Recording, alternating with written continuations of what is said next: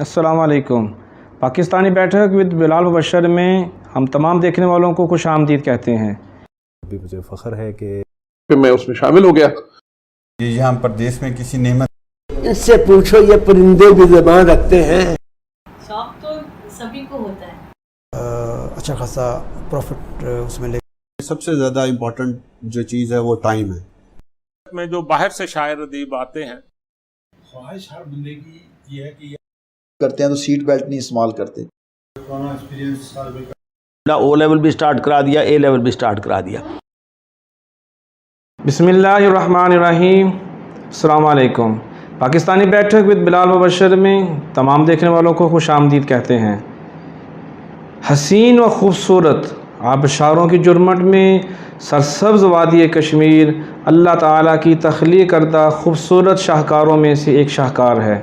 फल फूल, पौधे, चरिंद परिंद, पहाड़ों और नहरों की खूबसूरतियों से हर वक्त जगमग करता दुनिया में जन्नत की एहसास दिलाने वाली खूबसूरत वादी, जिसकी बेश बहा खूबसूरती को देखकर बिल्कुल ऐसा गमा होता है जैसे दुनिया में जन्नत का टुकड़ा उतर आया।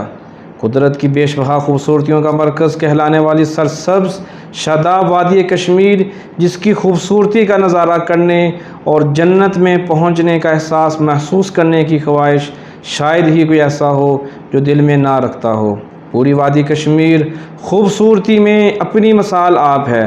बकौल अंग्रेज़ शायर थॉमस मोरे, यहाँ के फिसलते जन्नों में कुदरत के नगमे हैं, दहकते फूलों में हुस्न यूसुफ की महक है, पुरकशिश मनाज़र में यद बैदा का असर है, मीठे पानी में दमे ईसा की तासीर है, पहाड़ियों की बुलंदियों में इरफान का दरस है, दरख्तों के थरकते पत्तों में ममता की ठंडक है, मखमूर फ़ज़ा में मोहब्बत की मस्ती है, रसीले फलों में हूरों के बोसे हैं, परिंदों की बोलियों में ज़िंदगी की बशारतें हैं, गरज़ कतरे कतरे और ज़र्रे ज़र्रे में खुदाए वाहद की निशानियाँ और तजलियात पिन्हा हैं, और मार्फत के दफातर मख्फी कश्मीर के बासी भी यहाँ के पहाड़ों की तरह बुलंद हौसला और इज़्म व हिम्मत की मिसाल हैं। आज हमारी खुशकिस्मती है कि उसी वादी कश्मीर के एक फ़र्द हमारे साथ मौजूद हैं जो गुज़श्ता कई सालों से यहाँ ओमान में अपनी खिदमत बतौर physics lecturer निज़वा college of technology में सरअंजाम दे रहे हैं। आए उनसे उनकी ज़ाती ज़िंदगी समेत इल्मी, समाजी और कश्मीर के बारे में उनसे जानते हैं। आज के मुअज़्ज़ज़ मेहमान जनाब मारूफ़ अब्बासी साहब, अस्सलाम वालेकुम। वालेकुम अस्सलाम। क्या हाल चाल है जी?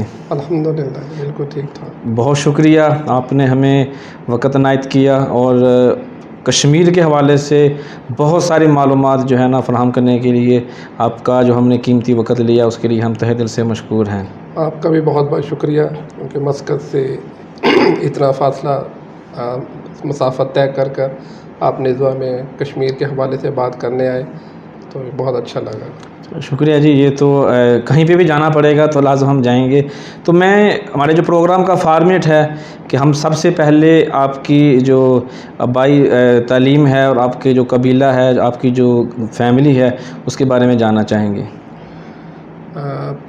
मारूफ़ अब्बासी मेरा नाम है, जैसा कि आपने तारुफ़ में बताया ही है, और अब्बासी फैमिली से मैं बिलोंग करता हूँ, जो कि अगर आप आज़ाद कश्मीर के जो हमारा कास्ट सिस्टम है उसके हवाले से देखेंगे तो उसकी चंद बड़ी कास्ट में से एक है, मतलब तादाद के लिहाज से जो लोग हैं सबसे ज़्यादा तादाद में उसमें गुज्जर कौम जो कहलाती है वो है, और एक सुद्दन कौम है वो तादाद में काफ़ी हैं, और फिर उसके बाद जो तादाद में वहाँ पर ज़्यादा लोग हैं वो अब्बासी हैं। तो मैं अब्बासी कबीले से बिलोंग करता हूँ, उससे ताल्लुक़ है, और ज़्यादातर अब्बासी जो हैं वो जो आज़ाद कश्मीर का दारुल हुकूमत है मुज़फ़्फ़राबाद, वहाँ पर आबाद है। वहाँ से और जो रोड जा रहा है श्रीनगर की तरफ, उस रोड के ऊपर ज़्यादातर जितने भी गांव आते हैं, ज़्यादातर अब्बासी जो है वो उस जगह पर रहते हैं। और मेरा ताल्लुक़ बिल्कुल जो लाइन ऑफ कंट्रोल जिसे हम कहते हैं चकोटी सेक्टर, वहाँ से है, और आप उसकी بارڈر کا اندازہ اس سے لگا سکتے ہیں کہ میرے گاؤں سے سری نگر جو ہے وہ تقریباً 98 کلومیٹر دور ہے، 98 کلومیٹر صرف. اچھا. اور 1980 فروری 1980 میں جو وادی کھلہانہ چکوٹی سیکٹر میں ایک جگہ ہے وادی کھلہانہ، اس کا ایک گاؤں ہے شاکنجا، تو وہاں پر میری برتھ ہے فروری 1980. اور فادر میرے جو ہیں وہ سندھ شوگر کارپوریشن میں ایک شوگر مل میں کیمیکل انجینئر تھے. اور تو بچپن میرا جو ہے وہ آزاد کشمیر میں گزرا. پھر اس کے بعد جب میں تقریباً 6 سال کا تھا، 5-6 سال کا، تو پھر والد صاحب مجھے اپنے ساتھ لے کے آ گئے، کیونکہ اسکولنگ جو ہے وہ میں نے سٹارٹ کی. میرے بڑے بھائی جو ہیں وہ سندھ شوگر کارپوریشن کے اسکول میں ہی پڑھتے تھے، تو میں نے بھی پھر آ کر وہیں پر ایڈمیشن لیا. سندھ شوگر کارپوریشن کا جو اسکول ضلع دادو ایک جگہ ہے، جی وہاں پر جو ہے وہ مل تھی، تو شوگر مل. تو وہاں سے پھر میں نے اپنی جو ہے وہ پرائمری ایجوکیشن بھی وہیں سے مکمل کی، مڈل ایجوکیشن وہیں سے مکمل کی. تو پھر اس کے بعد چونکہ لائن آف کنٹرول سے بلانگ کرتا تھا میں، تو فادر جو ہیں وہ کچھ اتنے کمفرٹیبل نہیں تھے کہ میں دوبارہ سے آزاد کشمیر جا کر اپنی ایجوکیشن کو کنٹینیو کروں. تو پھر اس وجہ سے پھر انہوں نے جو ہے وہ بہتر یہ سمجھا کہ کسی ایسی جگہ پر شفٹ ہوا جائے جہاں سے کشمیر بھی قریب ہو، تاکہ وہ روٹ ہے کبھی اس سے ناتا نہ ٹوٹے. جی. اور ان کی جاب جو ہے وہ چونکہ سندھ میں تھی، تو میں بھی ان کا خیال تھا کہ بچوں کو آف اینڈ آن وزٹ کر سکوں اور ان کو چیک کر سکوں کہ آیا کہ وہ جس مقصد کے لیے میں گھر سے باہر نکلا ہوں اس کی پایہ تکمیل کے لیے کوشش کر بھی رہے ہیں کہ نہیں. تو پھر انہوں نے اس مقصد کے لیے ملتان کا انتخاب کیا. جی. تو میٹرک میں نے ملتان سے کیا. اچھا. اور گورنمنٹ کالج ملتان سے میں نے FSC کی. پھر بہاؤالدین زکریا یونیورسٹی سے BSc اور بہاؤالدین زکریا یونیورسٹی سے ہی MSc فزکس کی. اچھا ماشاء اللہ. مطلب سندھ سے ملتان سے گھومتے بہاؤالدین زکریا یونیورسٹی، ماشاء اللہ. تو ابھی پہلی جاب تعلیم کے بعد کون سی تھی آپ کی؟ 2004 میں نے MSc کیا ہے بہاؤالدین زکریا یونیورسٹی سے. اور اگست 2005 میں آرمی پبلک کالج اوکاڑا، وہاں میں نے ایز اے فزکس لیکچرر اس سے جوائن کیا. تو وہاں سے جو ہے وہ پھر اپنے جو ہے وہ پروفیشنل کیریئر کا آغاز جو ہے وہ ڈائریکٹ وہیں سے کیا. اور ایجوکیشن مکمل کرنے کے جسٹ آفٹر 4 منتھ جو ہے وہ میں نے آرمی پبلک کالج اوکاڑا جو ہے وہ سے جوائن کی. اچھا ماشاء اللہ. تو اس کے بعد کوئی اور چینج کیا کہ یہ عمان آنے سے پہلے؟ نہیں، آرمی پبلک کالج میں نے آلموسٹ 2 ایئرس، مور دین 2 ایئرس وہاں پر جاب کی. پھر اس کے بعد میں نے پاکستان میں ایک بہت بڑا نیٹ ورک ہے، آزاد کشمیر میں بھی ہے، سپیریئر گروپ آف کالجز کے نام سے. تو پھر میں نے جو ہے وہ سپیریئر گروپ آف کالجز کو جوائن کر لیا ایز اے فزکس لیکچرر، وہاں پر جوائن کیا. اور تقریباً 3 ایئرس جو ہے وہ سپیریئر گروپ آف کالجز میں as a physics lecturer job کی. تو پھر وہاں سے جو ہے عمان میں آیا 2010 میں. اچھا. تو جب پہلی جاب عمان میں کس جگہ پر آئے، کون سی تھی؟ پہلی جاب عمان میں جب میں نے جوائن کیا ہے عمان آیا ہوں جب میں، وہ Pakistan school and college Muscat. تو وہاں پر as a senior physics teacher جو ہے انہوں نے میرا انتخاب کیا تھا O لیول، A لیول اور FSC کی کلاسز پڑھانے کے لیے. اچھا ماشاء اللہ. تو اس کے بعد پھر کتنی دیر آپ پورے تقریباً 1.5 ایئر میں نے پاکستان اسکول مسقط میں جاب کی. پھر جو ہے اس کے بعد پھر یہ نزوہ کالج آف ٹیکنالوجی جو ہے اس سے جوائن کیا. اچھا. ایک اس میں سوال کہ آپ کو کیسے پتہ چلا عمان کی جاب کے حوالے سے، اور آپ کیسے اپلائی کیا اور پھر آپ یہاں پر پہنچے؟ جب Pakistan school and college Muscat کو میں نے جوائن کیا ہے، وہ تو اخبار میں جو اس ٹائم کے نیوز پیپرز تھے ان میں ایڈ آتی تھی اوورسیز پاکستان فاؤنڈیشن کے تھرو. اچھا اچھا. تو وہ تو وہاں سے مجھے پتہ چلا تھا جی. اور پھر اسی کے تھرو ہم نے اپلائی کیا.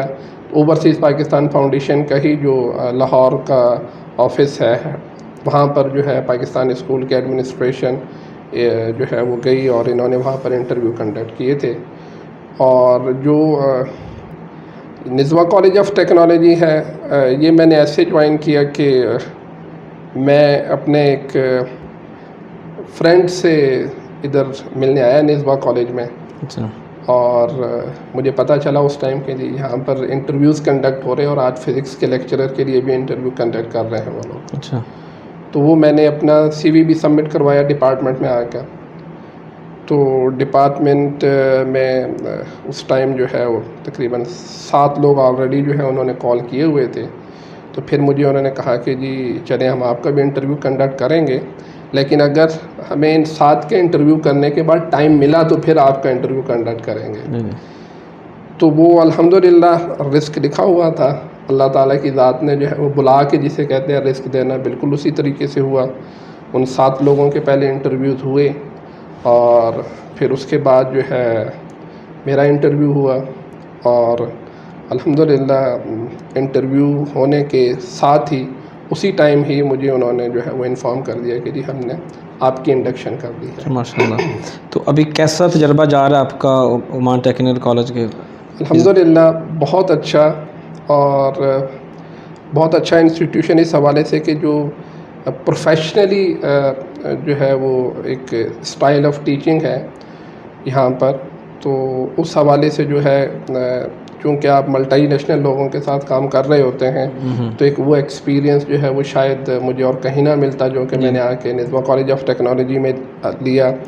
اور جو یہاں پر لیبس کا سیٹ اپ ہے، جو کلاس روم کا سیٹ اپ ہے، اور جو باقی اور طریقے ہیں، مثال کے طور پر جو ای لرننگ کا جو اب سیٹ اپ ہے یہاں پر، یہ تمام کی تمام چیزیں جو ہیں وہ میں نے آ کر نزوہ کالج آف ٹیکنالوجی میں یہاں پر سیکھیں. تو یہ بڑا ایک اچھا ایکسپیرینس اس حوالے سے کہہ سکتے ہیں کہ میں نے اپنے آپ کو جو پروفیشنل ڈیولپمنٹ ہے وہ ٹوٹل جو ہے وہ میری نزوہ کالج آف ٹیکنالوجی میں فیل کرتا ہوں کہ میرے پروفیشنل کیریئر کا جو زیادہ جو میری ڈیولپمنٹ ہوئی ہے وہ نزوہ کالج آف ٹیکنالوجی میں آ کے ہوئی ہے. ماشاء اللہ. چلو آپ چونکہ ملٹی نیشنلٹی کا بات کیا آپ نے، تو ممکن ہے اس میں انڈینز بھی ہوں گے؟ جی بالکل. انجینئرنگ ڈپارٹمنٹ سے چونکہ جو ہمارا اپلائیڈ سائنس سیکشن ہے، اپلائیڈ سائنس سیکشن مینس کہ جس میں فزکس اور کیمسٹری شامل ہے، اور تو یہ انجینئرنگ ڈپارٹمنٹ کے انڈر آتا ہے. تو نزوہ کالج آف ٹیکنالوجی جو ہے اس میں جو اسٹوڈنٹ آتے ہیں وہ عمان کے جو ہائر سیکنڈری اسکول کرنے کے بعد پھر وہ آتے ہیں. پہلے وہ اپنا جو ہے فاؤنڈیشن ہے اس میں ایڈمیشن لیتے ہیں، اور اس کے بعد وہ جب پوسٹ فاؤنڈیشن میں آتے ہیں تو وہ پھر engineering department, business department, I T, in different 3 شعبوں میں جاتے ہیں. تو جو اپلائیڈ سائنس کا سیکشن ہے وہ انجینئرنگ ڈپارٹمنٹ کے اس میں آتا ہے، انڈر آتا ہے. اور ٹوٹل جو انجینئرنگ ڈپارٹمنٹ کی اسٹاف کی اسٹرینتھ ہے دیٹ از اراؤنڈ 108. اچھا. تو اس میں پاکستانی بھی ہیں، انڈین بھی ہیں، فلپائن سے بھی ہیں، اور ایجپشن بھی ہیں. اچھا. تو اس طرح سے ملٹی نیشنل ہیں. تو الحمدللہ یہ اچھا ایکسپیرینس ہے جب آپ ملٹی نیشنل لوگوں کے ساتھ کام کرتے ہیں. تو چونکہ آپ اپنے ملک کو ریپرزینٹ کر رہے ہوتے ہیں تو اس حوالے سے آپ کبھی بھی یہ نہیں چاہتے کہ آپ کی کسی بھی کمزوری کی وجہ سے جو ہے وہ آپ کے ملک کے اوپر بات آئے. تو لہٰذا اس وجہ سے آپ کی ہمیشہ یہی کوشش ہوتی ہے کہ آپ پروفیشنلی مکمل طور پر پریپیئر ہو کے جو ہے وہ اپنی کلاس لینے اور اپنے کالج جائیں، تاکہ کوئی بھی یہ بات نہ کر سکے کہ جی جب آپ اس کنٹری سے جو شخص بلانگ کرتا ہے اس میں یہ خامیاں ہیں. تو اس حوالے سے پروفیشنل ڈیولپمنٹ آپ کو اپنی جو ہے وہ بہت زیادہ کرنی پڑتی ہے، اور آپ کو اپنا جو ایجوکیشن ہے، جو اپنا نالج ہے، اس کو بھی جو ہے وہ اپڈیٹ رکھنا پڑتا ہے. بالکل. تو ایک بندہ جو سری نگر کے بالکل قریب رہتا ہے، سندھ میں بھی تعلیم، ملتان میں بھی، بہاؤالدین زکریا یونیورسٹی، اور مطلب مختلف شہروں سے، مختلف علاقوں سے گھومتا گھومتا عمان میں آتا ہے، تو آپ کو عمان میں آ کر کیا مختلف ملا پاکستان سے؟ عمان میں جو چیز مجھے آ کے سب سے زیادہ اچھی لگی وہ تھی مذہبی رواداری. جی. جو مذہبی رواداری اور مساوات ہے، جب ہم چھوٹے ہوتے تھے تو ہم پڑھتے تھے کہ جی ایک ہی صف میں کھڑے ہو کے محمود و ایاز، تو یہ چیز میرا خیال ہے میں نے آ کر فیل جو کی وہ عمان میں آ کے فیل کی، جی جی بالکل، کہ یہ واقعی ہی جو ہے وہ مذہبی رواداری کے حوالے سے مختلف جو فقہ کے لوگ ہیں وہ ایک ہی ساتھ کھڑے ہیں، ایک ہی صف میں کھڑے ہیں، اور نہ امیر کا نہ غریب کا کوئی تصور ہے، اور تو یہ جو بہت مجھے آ کے فیلنگ جو ہے نا وہ یہاں پر ڈیولپ ہوئی کہ یہ کتنا اچھا سسٹم ہے، تو یہ مجھے بہت اچھا لگا یہاں پر۔ آپ چونکہ عمانیوں کے ساتھ بھی کام کرتے ہیں، مثلا اٹھنا بیٹھنا بھی ہوگا، گھروں میں بھی آنا جانا ہوگا، تو اپنے عمانیوں میں سے آپ کو کیا اچھا لگتا ہے؟ ان کے کھانے میں یا ان کے رہن سہن میں یا ان کی بات چیت میں؟ ان جو عمانی جو کلچر ہے اس میں جو ہے سب سے جو مجھے اچھی چیز لگی وہ ہے ان کے جو بچوں کی پرورش ہے وہ بہت ہی اچھے طریقے سے ہے۔ وہ اس لحاظ سے میں کہہ رہا ہوں کہ میں آپ کو ایک چھوٹا سا واقعہ سناتا ہوں کہ لاسٹ ویک میں اپنی کلاس میں اپنا والٹ بھول کے آ گیا، اچھا، اور میری کلاس کی جو ٹائمنگ تھی وہ 10 to 12 تھی، اور اس کے بعد میری کلاس پھر 4 to 6 تھی۔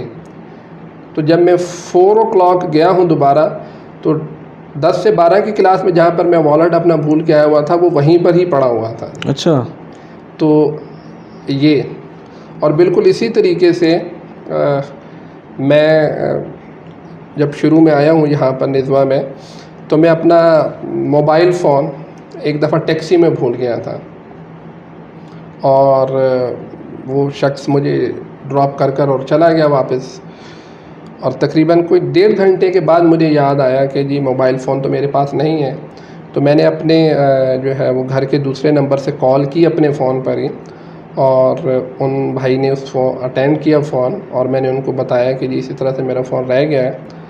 تو 1.5 گھنٹے نہ جانے وہ کہاں پہنچ گیا ہوگا، تو وہ بیچارے مزید 1.5 گھنٹہ لگا کر دوبارہ آئے اور مجھے میرا فون واپس کر کے گئے۔ بہت اعلیٰ۔ تو یہ جو پرورش کا ہی اثر ہے جی جی، کہ اس طریقے سے جو ہے وہ انہوں نے اس طریقے کا بیہیویئر شو کیا، تو یہ مجھے بہت ہی زیادہ اچھا لگا۔ اور اب میں جب اپنے بچوں کی پرورش کرتا ہوں تو میں ان کو اس طریقے کی مثالیں دیتا ہوں کہ جو ہے ایسا کلچر اور اس طریقے کا جو ہے سارا سسٹم جو ہے وہ ہمارے بچوں میں بھی ڈیولپ ہونا چاہیے، کہ جو ہے مذہبی رواداری ان کے اندر ہو، اور کیا اچھا ہے کیا برا ہے اس کا جو سبق ہے وہ ان کے اندر آٹومیٹک جو ہے وہ اب ان کے ساتھ رہ کر انشاءاللہ جو ہے وہ ڈیولپ ہو رہا ہے۔ جی بالکل، یہ تو ہے۔ تو اس سے پہلے کہ میں کشمیر کی بات شروع کروں، میں نے جو آپ کے بارے میں سنا تھا جو مجھے بہت اچھا بھی لگا سن کے، کیونکہ مجھے اچھا لگتا ہے ایسے لوگوں سے ملنا جو بے لوث ہو کر نہ کسی دوسروں کی مدد کرتے ہیں، ضروری نہیں پیسوں کی، دوسرے معاملات میں بھی مدد کرتے ہیں جس میں اپنی خدمات بھی ہو سکتی ہیں۔ جب زلزلہ آیا تھا، جب دوسرے بھی اس طرح کے جب سانحے ہوتے رہے ہیں، تو آپ بڑھ چڑھ کر اپنی عوام کی، اپنے پاکستانیوں کی خدمت کرتے رہے ہیں۔ ہم تھوڑا سا اس کے بارے میں جاننا چاہیں گے۔ یہ 2005 میں جب ارتھ کویک آیا ہے جی جی کشمیر میں، جی پہلے تو مطلب پتہ نہیں چلا، میں اس ٹائم آرمی پبلک کالج میں تھا، پہلے تو اسلام آباد سے ہی ریلیٹڈ تھا کہ جی اس طریقے سے ہے، پھر بعد میں ایک دن کے بعد ایکچوئل پکچر کلیئر ہوئی کہ جی it was not a simple earthquake, so completely destroyed in that earth quick.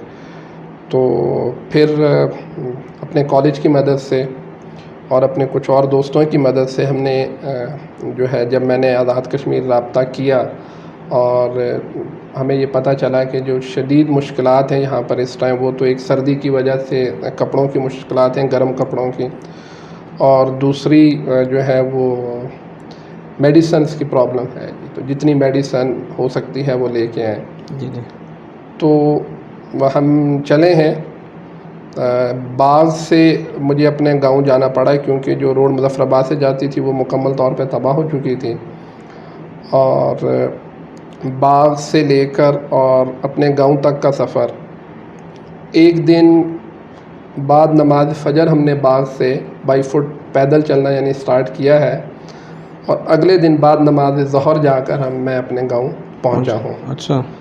اور تو اس میں دوستوں کی بہت جو ہے وہ ہیلپ شامل تھی اور بہت کوشش کے ساتھ بہت دوائیاں تھیں جو کہ گاؤں میں پہنچائیں.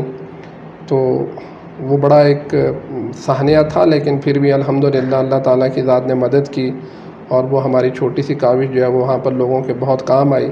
وہاں پر جا کر احساس ہوا کہ جو ہے یہ بہت اچھا ہوا کہ ہم دوائیاں لے کے پہنچ گئے، کیونکہ وہاں پر ان کی بہت اشد ضرورت تھی اس ٹائم. جی جی.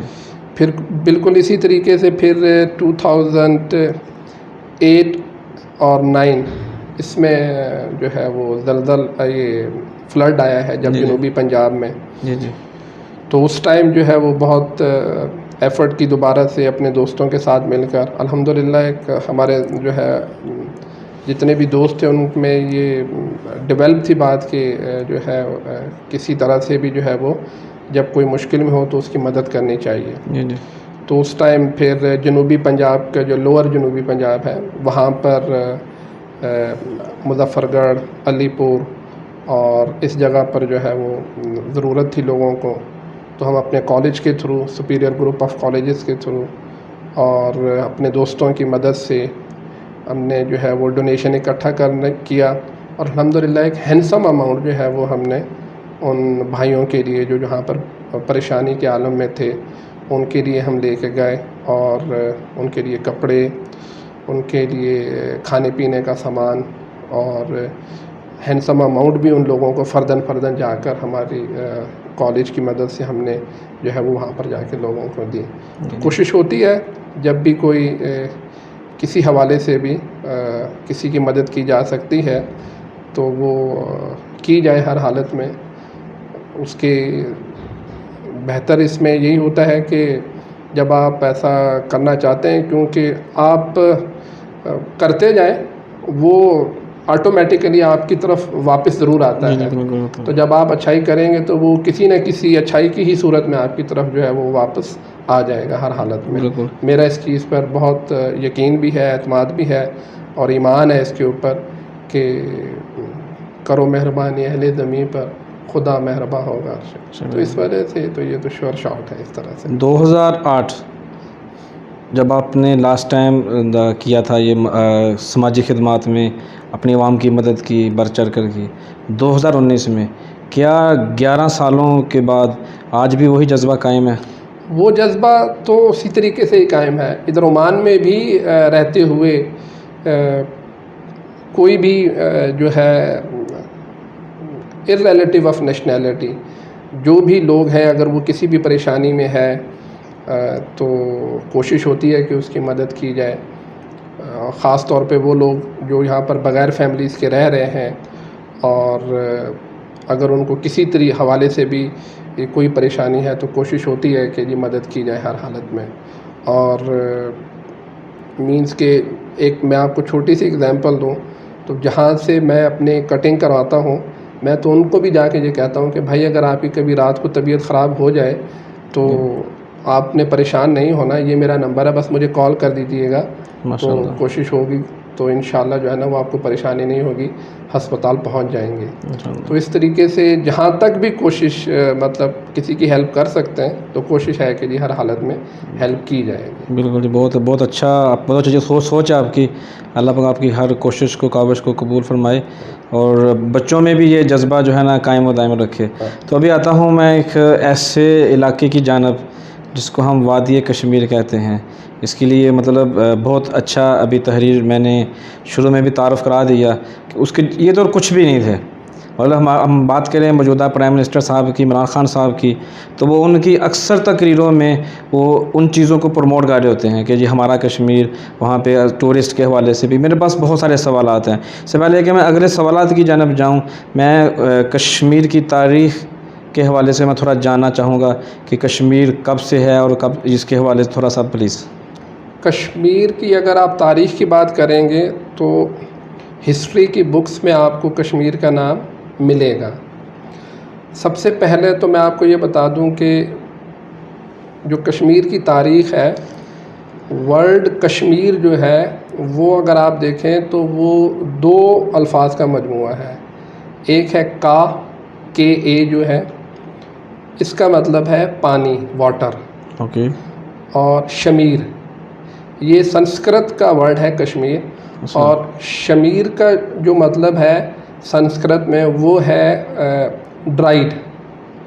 تو اگر اس ورڈ کو آپ دیکھیں تو اس سے یہ چیز تو کلیئر ہو گئی ہے کہ کشمیر پہلے ایک پانی لیک تھی ساری کی ساری وہاں پر. تو پھر وہ جو ڈرائیڈ واٹر کے نام سے مطلب جو کشمیر انہوں نے سنسکرت میں اس کا نام جو رکھا ہے وہ اسی وجہ سے رکھا ہے. تو وہ اس موئسچر ہونے کی وجہ سے جو ہے وہ گرینری اور وہ اللہ تعالیٰ نے جو وہاں پر اس کو جو جنت بنایا ہے تو اس حوالے سے جو ہے یہ مطلب ان دو الفاظ کا مجموعہ ہے. تو کشمیر کی اگر جب آپ ہسٹری کو دیکھیں گے تو مختلف بکس میں جب میں نے اسٹڈی کیا اور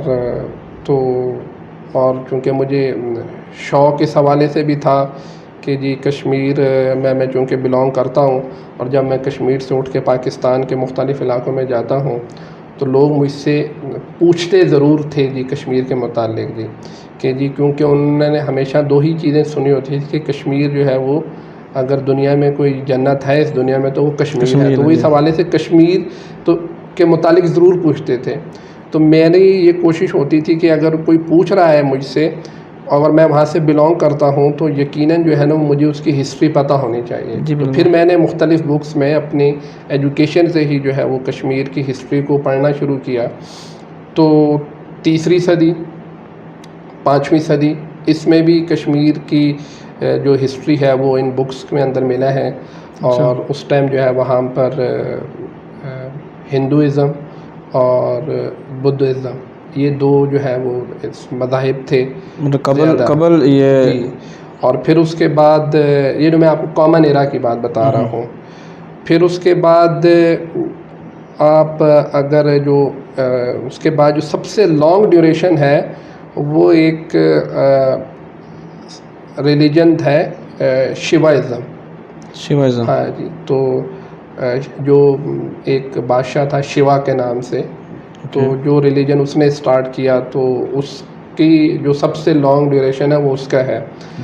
پھر 13ویں صدی میں آ کر جو ہے جب شیوا کو شکست ہوئی اور پھر اسلام جو ہے وہ کشمیر میں پھیلنا شروع ہوا اور شامیر جو ہے وہ کہا جاتا ہے کہ اس کی بنیاد جو ہے وہ اسلام کی بنیاد وہاں پر انہوں نے رکھی. اور وہ جب رولر بنے تو اس کے بعد جو ہے وہ اسلام بہت تیزی سے جو ہے وہ پھیلا. وہ چونکہ اسلامی مساوات، اسلامی روایات اور ان سب کی وجہ سے جو بہت تیزی سے مذہب اسلام ہے وہ سارے کے سارے کشمیر میں جو ہے وہ پھیلا. تو پھر اس کے بعد شاہ میر سے مغل ایمپرر پھر جب آئی تو مغلوں نے جو ہے وہ ان کی ہسٹری بھی جو ہے کہ وہ کشمیر میں جاتے تھے اور کشمیر کو انہوں نے فتح کیا اور کشمیر پر جو ہے وہ تو شاہ میر کے بعد تقریباً 5 صدیاں 500 سال تک تقریباً جو ہے وہ مسلمان جو ہیں وہ کشمیر پر رول کرتے رہے. اور پھر اس کے بعد 18th سینچری میں 1819 میں جو ہے وہ سکھ جو ہیں وہ انہوں نے جو ہے وہ پھر جو ہے کشمیر کو فتح کر لیا اور مہاراجہ رنجیت سنگھ جو ہے 1819 میں اس نے جو ہے پھر اس کا دور حکومت جو ہے وہ اسٹارٹ ہوا. اور 1846 میں مہاراجہ گلاب سنگھ جو ہے وہ شخص تھا کہ جس نے جو ہے وہ کشمیر انگریزوں سے تقریباً کہا جاتا ہے کہ 7.5 ملین روپیز کے لگ بھگ جو ہے اس نے 75 لاکھ کے قریب آپ کہہ سکتے ہیں کہ یہ اس نے اماؤنٹ جو ہے 75 لاکھ روپے یہ اماؤنٹ اس نے پے کی تھی اور اس نے کشمیر کی وادی کو جو ہے وہ انگریزوں سے خریدا تھا اور انگریزوں نے وہ اس کو بیچ دی تھی. اچھا. تو یہ مکمل جو ہے وہ کشمیر کی ہسٹری ہے. پھر اس کے بعد جو ہے 1846 سے لے کر اور 19 47 تک یہ اسی طریقے سے چلتا رہا. تو پھر جو ہے اس کو ہم ڈوگرا راج بھی کہتے ہیں. یہ جتنا بھی یہ سکھوں کا سارا جو ہے دور حکومت ہے. تو 1947 میں پھر جو ہے وہ اس کے بعد جو ہے وہ کشمیر اب 3 حصوں میں ہے اس ٹائم. جو ہے ایک کو ہم مقبوضہ کشمیر کا نام دیتے ہیں جو اس طرف ہے جو کہ انڈین آکوپائڈ کشمیر کہلاتا ہے. ایک جو ہے وہ آزاد کشمیر ہے اور جو کہ انڈیپینڈنٹ ہے. آپ کہہ سکتے ہیں کہ جو ہے اس کو داخلی خود مختاری حاصل ہے اور لیکن آپ اس کو کہہ سکتے ہیں کہ وہ پاکستان کے ساتھ اس کا الحاق ہے کیونکہ وہاں کے جو لوگ ہیں ان کو ٹریولنگ کے لیے پاکستان کا پاسپورٹ استعمال کرنا پڑتا ہے. تو اور وہاں پر کرنسی پاکستان کی ہے. تو کچھ حصہ 1962 میں وہ چائنا کے پاس بھی ہے اس کا کشمیر کا. مطلب ابھی جو کشمیر ہے 3 ملکوں کے درمیان ہے. تو آپ اس کو کہہ سکتے ہیں 45 انڈین آکوپائڈ کشمیر اور 35% جو ہے وہ آزاد کشمیر جس میں کشمیر اور گلگت بلتستان دونوں شامل ہیں. اچھا. اور جو ریمیننگ پورشن ہے وہ جو ہے لداخ سائڈ سے وہ چائنا کے پاس ہے. چائنا کے پاس. اچھا. قائد اعظم رحمۃ اللہ تعالیٰ علیہ نے کہا تھا کہ پاکستان کی جو شہرگ ہے وہ کشمیر ہے اور ہر پاکستانی جو ہے وہ کشمیر سے محبت کرتا ہے. قائد اعظم نے ایسا کیوں کہا تھا؟ قائد اعظم نے کشمیر چونکہ ان کو اس وجہ سے کشمیر کو پاکستان کی شہرگ کہا تھا کیونکہ 1947 میں 80% جو ہے وہ کشمیر میں مسلمان آباد تھے. تو اس کے تحت یہ تھا کہ جی جب آزادی ملی تو انگریز نے یہ کہا تھا کہ جو علاقے جہاں پر مسلم اکثریت ہے تو وہ مسلمان جو ہے وہ پاکستان کے ساتھ شامل ہونا چاہتے ہیں تو وہ پاکستان کے ساتھ ہی شامل ہوں گے. لیکن کشمیر اس ٹائم پرنسلی اسٹیٹ تھا. پرنسلی اسٹیٹ مینس کہ وہ برٹش گورنمنٹ کے انڈر نہیں آتا تھا. وہ چونکہ وہ سکھوں کی حکومت تھی اور وہ مہاراجہ جو ہے وہ سکھ تھا تو وہ پھر اس نے جس طریقے سے ڈیسائیڈ کیا اس حساب سے. لیکن قائد اعظم کا یہ خیال تھا کہ چونکہ مسلم اکثریت زیادہ ہے تو لہٰذا یہ پاکستان کے ساتھ شامل ہوگا کیونکہ مذہبی طور پر ہمارا کلچر ان سے ملتا تھا, مذہب ان سے ملتا تھا. تو لہٰذا اس وجہ سے یقیناً. اور دوسرا جو مین ہے وہ یہ تھا کہ پاکستان میں آنے والے تمام دریا جو ہیں وہ کشمیر سے آتے ہیں.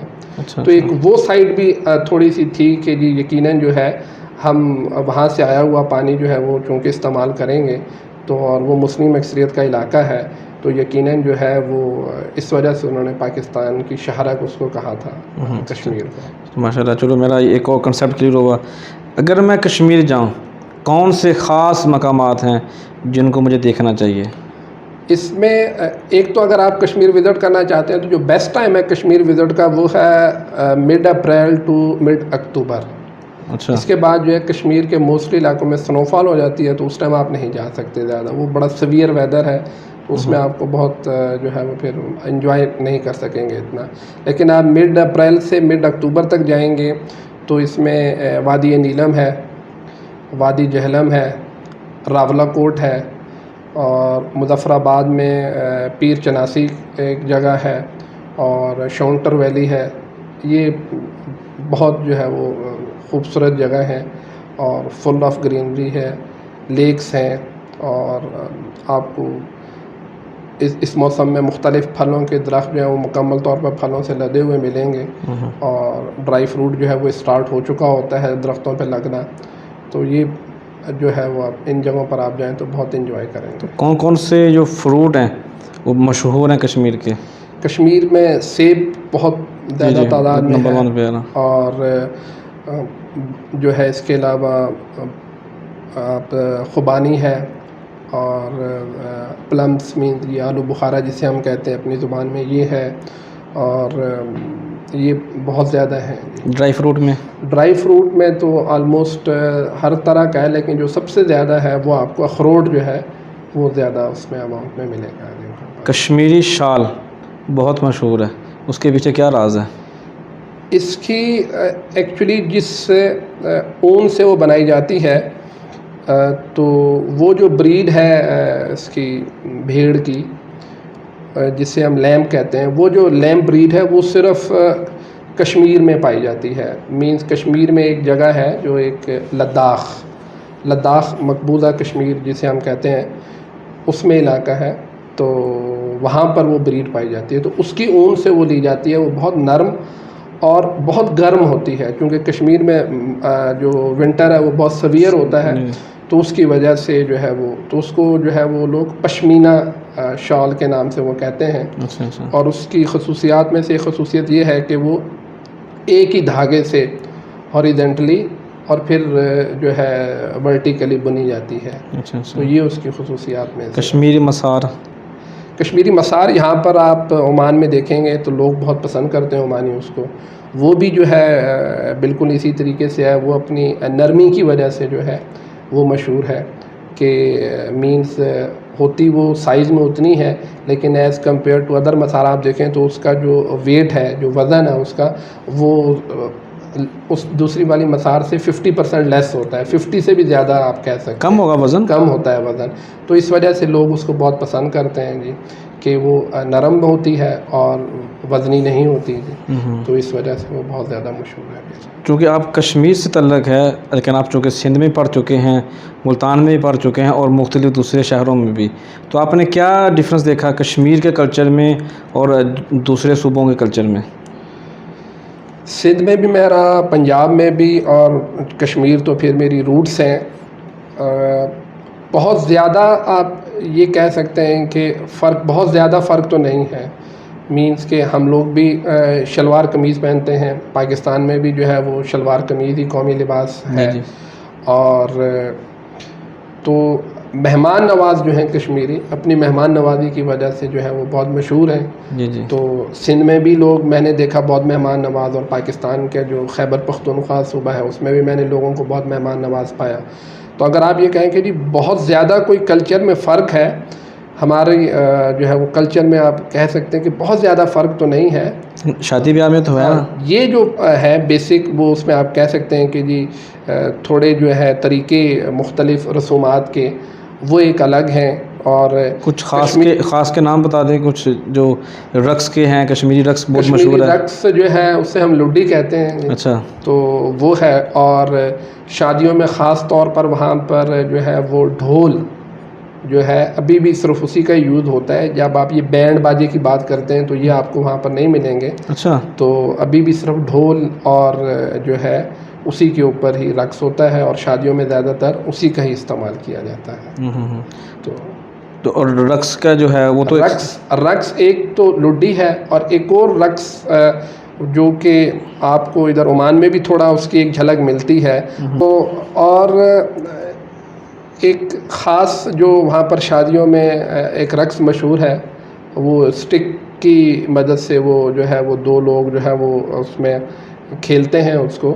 تو اس کو ہماری زبان میں گتکا کہا جاتا ہے. اچھا. تو وہ ایک سائڈ سے آتا ہے، دوسرا دوسری سائڈ سے رقص کرتا ہوا آتا ہے، اور ان دونوں میں سے جو پہلے اپنی اسٹک دوسرے کے جو ہے وہ تلوار بازی والے اسٹائل سے آ کے ٹچ کرے گا تو اس کو ہم ونر جو ہے وہ کہتے ہیں. تو گتکا اس کو کہا جاتا ہے. اچھا اچھا اچھا. یہ بھی بڑا مشہور وہاں پر شادی بیاہ میں عام بہت کامن ہے. اگر میں کشمیر جاتا ہوں، کون سی ڈش ایسی ہے جو میں کھا کے ساری زندگی یاد رکھوں گا؟ کشمیر کی جو ایک زیادہ تر جتنی بھی کشمیر کی ڈشز ہیں وہ آپ کو مٹن سے بنائی ہوئی ملیں گی. اچھا. چکن بہت کم یوز ہوتا ہے، مٹن کی ڈشز زیادہ مشہور ہیں. اور اس میں جو ہے روغن جوش بڑی مشہور ڈش ہے، اور ایک یخنی بنتی ہے خاص طور پر دودھ اور یوگرٹ سے ملا کر. اچھا. تو اس سے ہم لیمب کری بھی کہتے ہیں، اور وہ بہت مشہور ہے. اور ایک پلاؤ، میٹھا پلاؤ بنتا ہے، اور مدور پلاؤ کہتے ہیں اس کو. یہ مختلف قسم کے سیفرون بھی اس کے اندر ڈالا جاتا ہے. اچھا. اور ملک، گھی، اور میٹھا ہوتا ہے وہ. تو وہ بہت مشہور ہے. تو وہ اگر آپ کھائیں گے تو یقیناً پسند آئے گا. جو لوگ ویجیٹیرین ہیں ان کے لیے دم آلو جو ہے وہ بنتا ہے. تو جو ہے وہ آلو جو ہے اس کو کری بنا کر اور اس کے اندر مکمل آلو اس کو وہ جو ہے وہ اس کے اندر ڈالا جاتا ہے، اسے ہم دم آلو کہتے ہیں، تو وہ بھی بہت مشہور ہے. تو زیادہ جو سب سے زیادہ مشہور ہے وہ ہے روغن جوش. روغن جوش. چلیں آگے ایک اور جانب جانا چاہتا ہوں، کشمیری چائے اور کشمیری چاول، دال چاول جو ہے ہمارے اکثر مشہور ہوتے ہیں، کیا واقعی وہ کشمیر سے تعلق رکھتے ہیں؟ کشمیری چائے تو یقیناً، اور جو ہے وہ ڈفرینٹ اس لحاظ سے ہے کہ آپ اس کو جو ہے اس کے اندر جو ہے وہ میوہ جات مکس ہوتے ہیں، بادام ہے، پستہ ہے، تو اس طریقے سے، اور پھر اس کو پکایا بہت دیر جاتا ہے، نارمل ٹی کی طرح سے نہیں کہ وہ 5 منٹ میں تیار ہو جائے گی. اگر وہ صحیح کشمیری چائے ہے تو اس کو بہت ٹائم لگتا ہے پکنے میں. اس کے علاوہ جہاں تک آپ نے دال چاول کی بات کی ہے، وہ واقعی ہی وہاں کی مشہور اس لحاظ سے ہے کہ چاول جو ہے وہ کشمیریوں کی ایک ایسی خوراک ہے جو وہ ہر حالت میں کھاتے ہیں. مینز اگر جو 2 ٹائم ہے لنچ اور ڈنر میں سے ایک ٹائم تو ہر حالت میں چاول ہوتا ہی ہوتا ہے. اچھا. تو وہ اس لحاظ سے چونکہ وہ اتنا وہاں پر کھایا جاتا ہے اور اتنا پکایا جاتا ہے تو وہ پھر جو ہے وہ مشہور ہو گیا ہے. آپ چونکہ کشمیر سے ہیں تو آپ جب پاکستان میں کسی ایک شہر سے دوسرے شہر یا کشمیر سے پنجاب سے بلوچستان یا کسی بھی ایک ضلع سے دوسرے ضلع میں جب ٹریولنگ کرتے ہیں تو کبھی ایز اے کشمیری آپ کو کبھی پاکستان کی کسی عوام کی جانب سے یا کبھی حکومت کی جانب سے کبھی آپ کو مشکلات کا سامنا کرنا پڑا ہو؟ الحمدللہ ایسا کبھی بھی نہیں ہوا. اور میں نے تو آپ کو بتایا کہ ارلی ایجوکیشن جو ہے وہ سندھ سے، پھر ڈگری تک ایجوکیشن پنجاب سے، اور پھر کشمیر جانا، اور ہر سال کشمیر جانا، اور پاکستان کے ہی وایا جاتے ہیں کیونکہ اسلام آباد اور پھر اسلام آباد سے کشمیر. الحمدللہ مجھے تو کبھی بھی جو ہے وہ فیل نہیں ہوا. لوگ بالکل ایسے ہی ٹریٹ کرتے ہیں جیسے کہ ہم پاکستانی ہی ہیں، بلکہ پاکستانی ہی سمجھا جاتا ہے. یہ اس میں کوئی دو رائے نہیں ہے کہ کبھی فرق نہیں، کبھی فرق نہیں فیل کسی چیز میں نہیں، کسی چیز میں بھی کبھی بھی. لیکن اگر ہم بات کریں ہمارا پرائم منسٹر اور ہے، آپ کا پرائم منسٹر اور ہے، تو پھر دیکھیں وہ آپ اس لحاظ سے کہہ سکتے ہیں کہ اس میں کوئی حرج نہیں ہے. یو کے جسے ہم کہتے ہیں، آخر کار وہاں پر بھی تو Ireland, Scotland, Wales, England, یہ سارے مل کے رہ رہے ہیں، اور ہر ایک کا ایک اپنا اپنا ہے، اور پھر انہوں نے اس کو ملا کے یو کے بنا دیا ہے. تو متحدہ عرب امارات کی بات کرتے ہیں تو وہاں پر بھی ریاستیں ہیں اور پھر وہ مل کے رہ رہی ہیں. تو جب ہمارا کلچر ایک ہے، زبان ایک ہے، مذہب ایک ہے، تو اگر رہ رہے ہیں اس طریقے سے تو اس میں کوئی حرج تو نہیں ہے. اگر ڈفرینٹ وزیر اعظم ہے اور پاکستان کا ڈفرینٹ وزیر اعظم ہے تو اس میں میرے حساب سے تو کوئی فرق نہیں پڑتا.